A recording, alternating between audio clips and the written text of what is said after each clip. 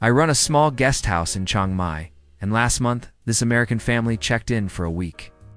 The mother kept saying how excited she was for quality family time, finally disconnected from their busy lives back in Seattle.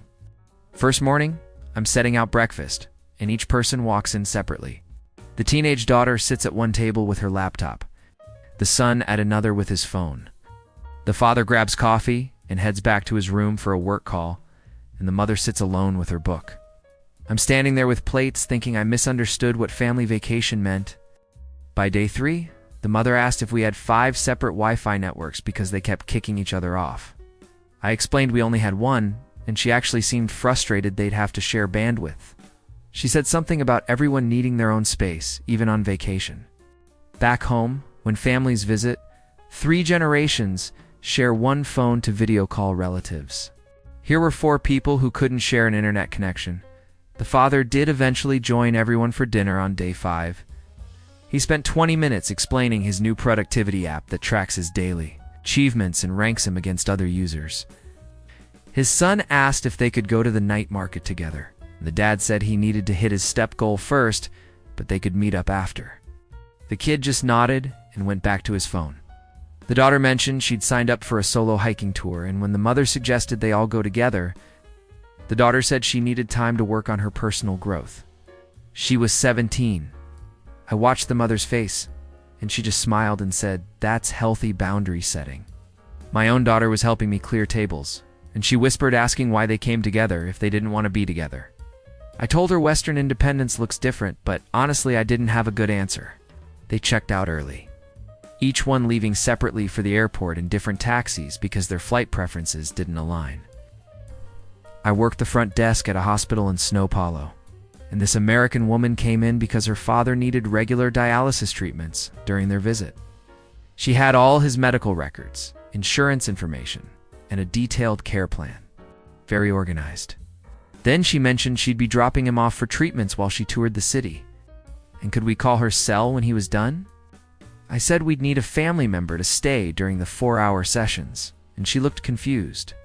She asked why that was necessary since the medical staff would be there. I explained that in Brazil, family members stay with patients. It's expected. She said that seemed inefficient and asked if there was a waiver she could sign. A waiver for not staying with her sick father. She started explaining that her father was very independent and actually preferred being alone. That they'd raised her to respect his autonomy. I'm watching her talk about respecting his independence while he's hooked up to a dialysis machine in a foreign country. She offered to pay extra for a private attendant, like that was the same thing.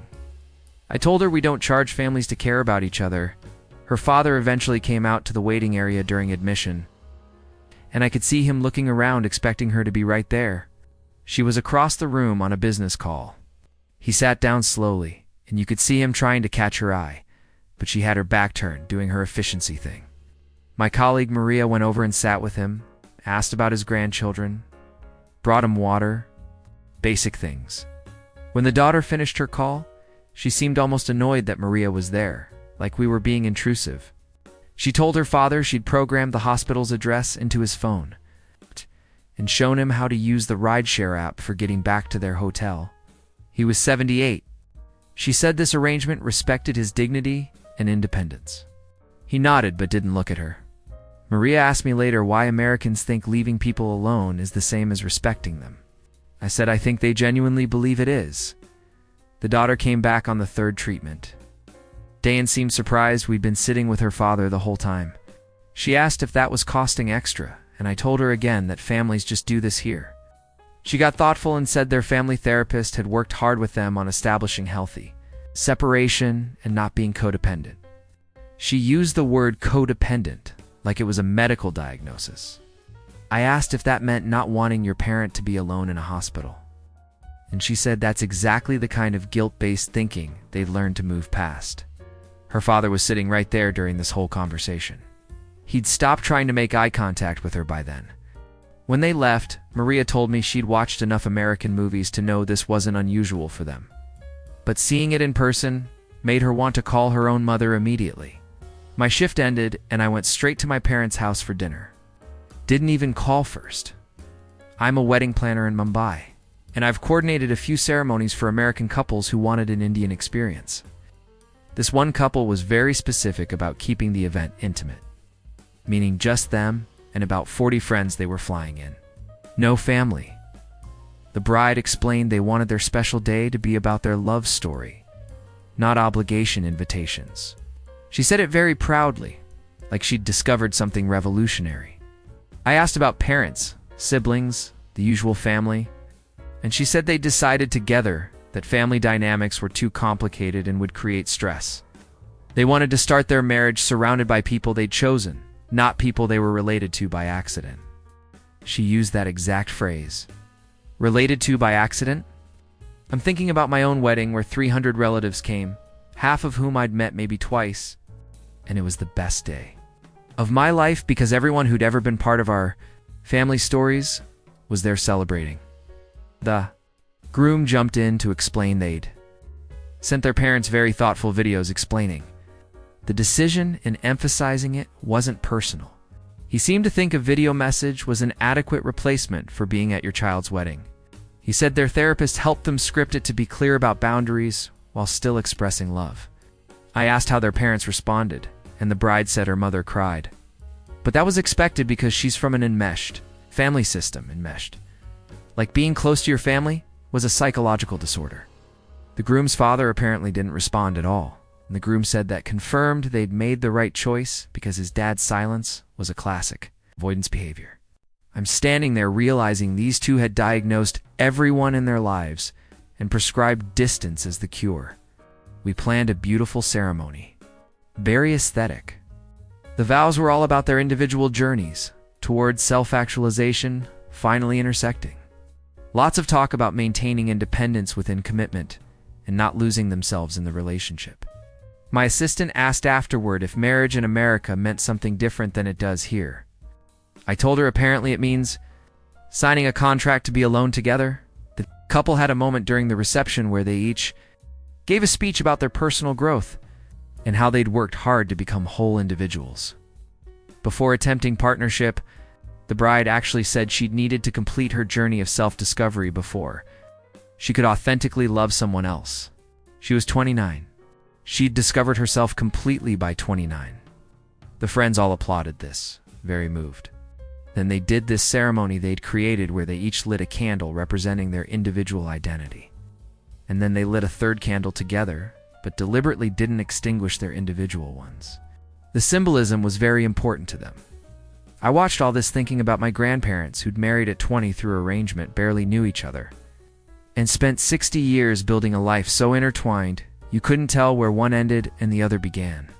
They'd have been diagnosed as enmeshed for sure. They were also happy until my grandfather died and my grandmother followed 6 months later because she said living separately made no sense. I manage an apartment complex in Buenos Aires, and we had this American tenant who wanted to rent a 3-bedroom place just for herself. I assumed she had family coming to visit, but she said no. She needed space for her different life zones. She had a sleep room, a work room, and a wellness room, all for one person. I showed her a perfectly good 1-bedroom for half the price, and she looked almost offended. She explained that in America, successful people invest in their personal space because your environment shapes your success. She said she'd learned that boundaries start with physical space. She needed room to maintain her various self-care routines without feeling cramped. I'm thinking my family of 5 lives in less space than she wanted for her wellness room.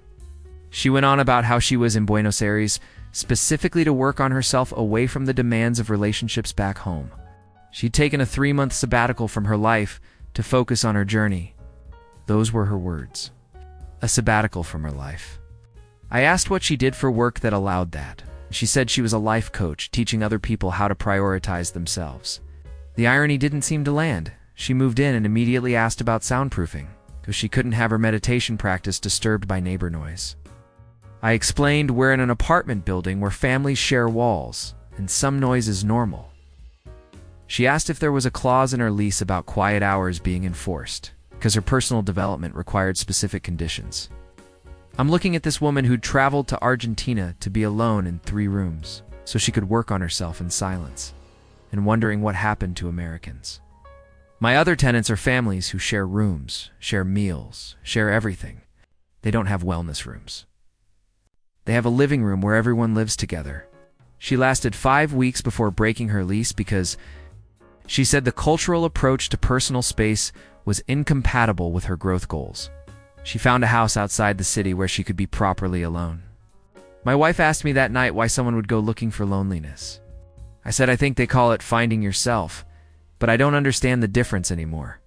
I wait tables at a restaurant in Hanoi, and we get lots of tourists, but Americans have this thing they do that nobody else does. They come in groups, everyone orders different dishes, and then they just eat their own food. No sharing. My first month working here, I watched a family of 4 each order a separate meal. And when I brought everything out, they kept their plates in front of themselves like guards. The parents had to remind their kids not to reach for anyone else's food. I'm used to tables where we bring out dishes and everyone just shares from the middle, picking whatever looks good, making sure the elders get the best pieces. That's how eating works. But these Americans had created this system where each person's meal was their individual property. I asked another American table about it once, just curious. And the mother said they were teaching their children about personal choice and respecting boundaries. At dinner, with food. She said it was important for kids to learn that just because something looks good on someone else's plate doesn't mean they're entitled to it. I'm thinking that sounds like they're training them for capitalism, not family dinner. This one couple came in, and the woman ordered a salad because she was doing something called intuitive eating, where she only ate what her body told her it needed. Her husband ordered a burger. They sat across from each other, eating completely different meals, and occasionally making comments about their respective food journeys. The wife mentioned she'd cut out processed foods after reading a book about gut health and inflammation. The husband nodded while eating his fries. She didn't seem bothered that he was eating exactly what she'd sworn off. Back home, if my wife decided certain foods were bad for us, the whole family would stop eating them. We make decisions together. These two had apparently decided they could each have entirely separate relationships with food while sitting at the same table. When I brought the check, the wife asked if they could split it because she'd ordered less and didn't want to subsidize his choices. I watched him actually do the math to figure out his exact portion. They'd been married 23 years. They were splitting a dinner bill down to the cent. My cousin works at a brunch place in Bali, popular with Western tourists. And she told me about this American family that showed up with their own labeled containers of food. The kids had allergies apparently, but instead of asking about ingredients or menu modifications, they'd just brought meals from home. They ordered drinks and then pulled out their Tupperware. My cousin said the parents talked about how they'd taught their children to advocate for their individual needs, rather than conforming to whatever food was available. The 7-year-old had her name written on her container and permanent marker. They'd brought proprietary lunches to a restaurant. The father explained to my cousin that American parenting had evolved past forcing kids to eat what was served. And now they honored each child's unique preferences and requirements. He said it like this was progressive thinking. My cousin told me that in her family, kids eat what's cooked or they wait until the next meal. There's no individual menu. The American mother overheard this and actually said that sounded borderline neglectful, forcing food on children instead of respecting their autonomy. My cousin was too professional to laugh, but she told me later she wanted to ask if these people understood that childhood isn't a democracy. I help run my family's market stall in Marrakesh, and this American woman came through buying ingredients for dinner. She picked up vegetables, asked questions about everything, very thorough. Then she started explaining her dinner plan. She was making one meal for herself, one for her husband, who was paleo, and one for her teenage son, who'd just gone vegan. 3 separate dinners. I asked, why not just make one meal everyone could eat? And she looked at me like I'd suggested something absurd. She said each family member was on their own nutritional journey, and she wasn't going to impose her food philosophy on them. She actually used the word impose, like cooking one dinner for your family was authoritarian. I mentioned that seemed like a lot of work, and she said that's what it means to respect individual choice. Her son had announced he was vegan 3 days ago, and she'd already reorganized their entire kitchen to accommodate his autonomous decision. She seemed proud of this. I'm thinking about my mother, who cooks one meal for 12 people. And we all eat it, and somehow we've managed to survive without individual nutritional journeys. The woman kept talking about how modern parenting meant supporting children in their independent paths rather than expecting conformity. She said meal times in their house were more like a cafeteria where everyone had options. I asked if they ate together, and she said they tried to. But usually her husband ate while working, her son ate in his room watching videos, she ate while meal prepping for the next day. So nobody actually ate together, but they were all respecting each other's choices. She saw no contradiction here. I asked how she learned what her family was doing in their lives if they didn't share meals. She said they had a family meeting once a week where everyone gave updates. A scheduled meeting for family with an agenda. She showed me the calendar invite on her phone. My brother overheard all this and asked me later if Americans knew what families were for. I said apparently not for eating together. I'm a cooking instructor in Lima, and I mostly teach tourists who want to learn traditional Peruvian dishes to make back home. This American woman signed up and immediately asked if I could teach her how to make individual portions because she found it more efficient than cooking for groups. I explained that Peruvian food is meant to be shared, that the recipes I teach are designed for families and gatherings. She said that was nice but not practical for her lifestyle. She lived alone, didn't really entertain, and wanted meals she could portion control. I suggested she take a different class, maybe something for single diners, and she got defensive. She said she'd chosen this specific class because she wanted cultural recipes but adapted to modern individual needs. She actually expected me to redesign traditional family recipes for someone eating alone. I'm teaching how my grandmother taught my mother who taught me. Recipes that get made for birthdays, holidays, Sunday dinners.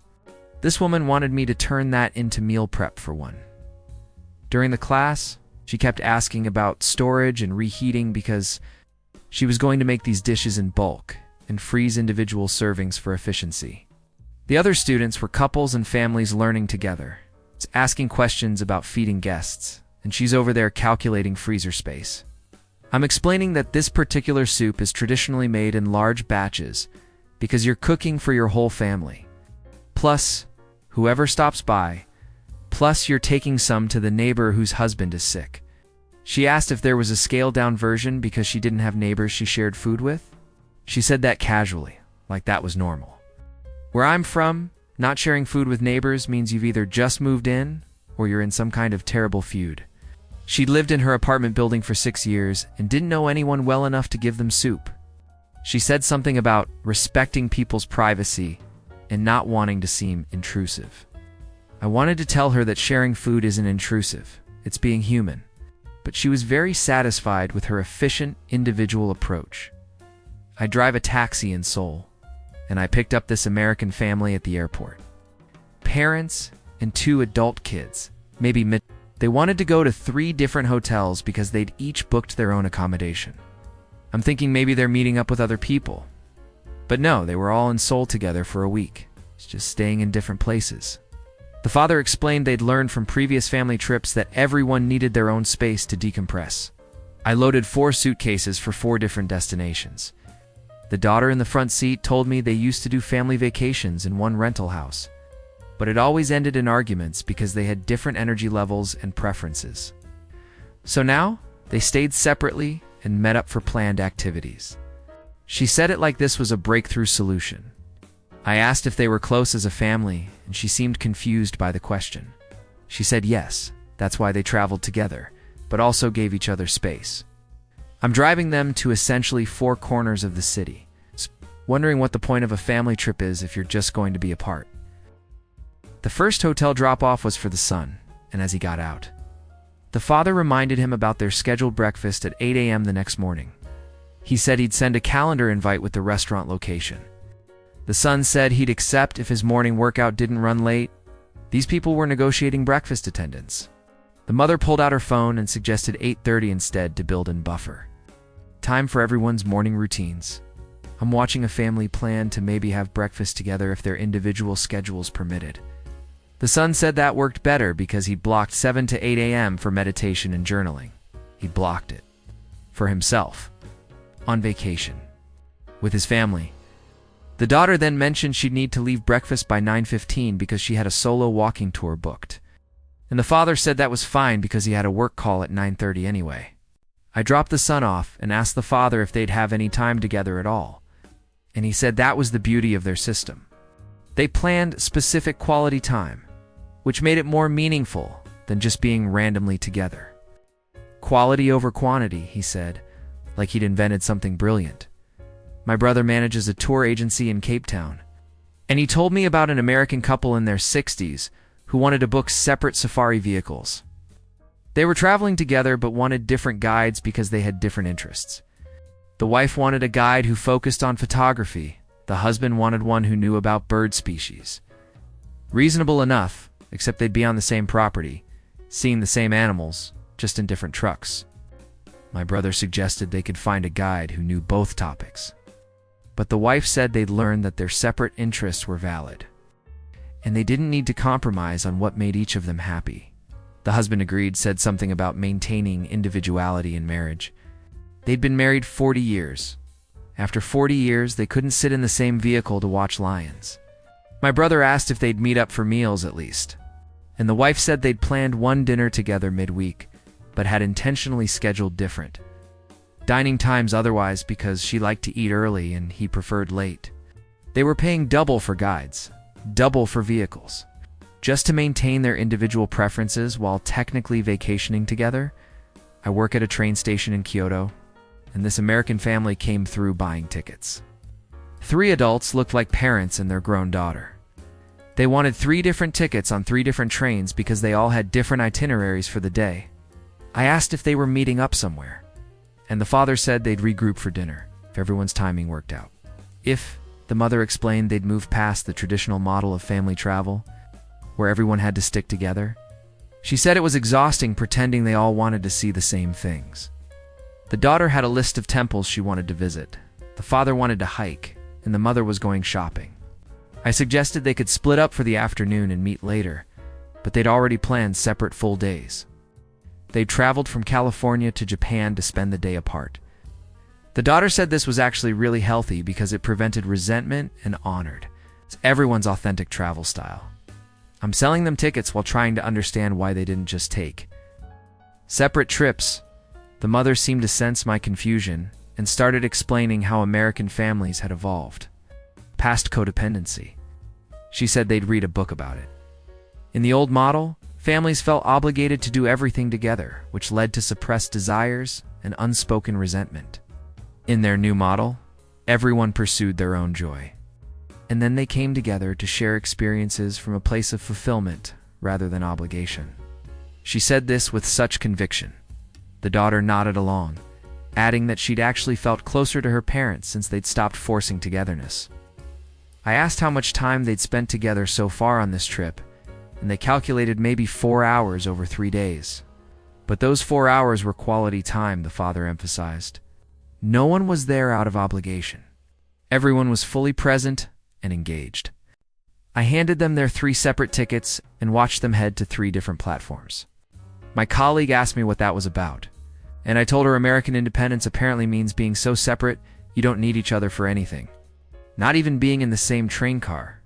I'm an Uber driver in Mexico City. And I picked up this American woman who was visiting her brother who'd moved here 2 years ago. She was staying in a hotel because she said staying with him would have been too intense. He lived 15 minutes away. She saw him maybe twice a year, and staying with him for a week was too intense. I asked if they didn't get along, and she said no, they had a great relationship. But they'd both worked hard in therapy to establish healthy boundaries and not fall back into enmeshed sibling dynamics. That phrase again, enmeshed, she said growing up. They'd been too dependent on each other emotionally, and now they practiced what she called conscious connection.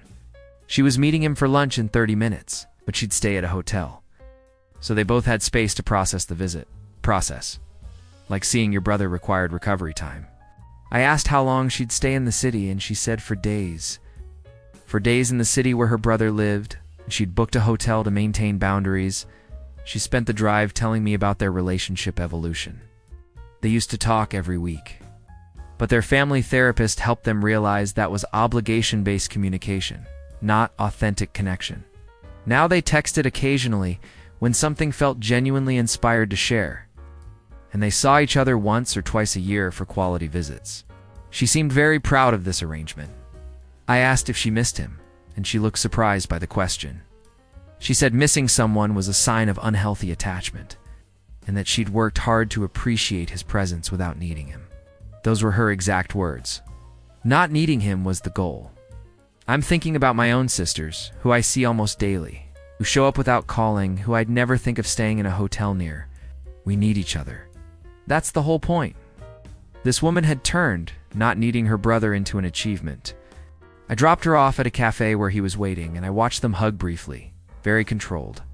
They sat across from each other like business associates. I wondered if they'd ever just talk without performing their healthy boundaries. I manage a small bookshop in Dublin, and last week this American guy came in looking for books on family dynamics. He was in his 50s, said he was trying to figure out why his kids never called. Not upset, just genuinely confused. He'd done everything right according to American parenting. He'd encouraged independence, respected boundaries, never been intrusive or demanding. He'd raised them to be self-sufficient adults who didn't need him for anything. Mission accomplished. Except now, they didn't need him for anything. He hadn't seen his daughter in 18 months. She lived 2 hours away. His son texted on birthdays. The man looked tired in a way that wasn't about sleep. He said he'd spent 30 years teaching his kids that they didn't owe him anything. They should prioritize their own lives and happiness. They'd learned the lesson perfectly. Now he was standing in my bookshop trying to find a manual for reconnecting with people you've trained to not need connection. I suggested maybe he'd just call them, no reason required. But he said that would violate the independence he'd taught them to value. He'd built walls between himself and his children and called it healthy parenting. Now he couldn't figure out why he was on the wrong side of them alone.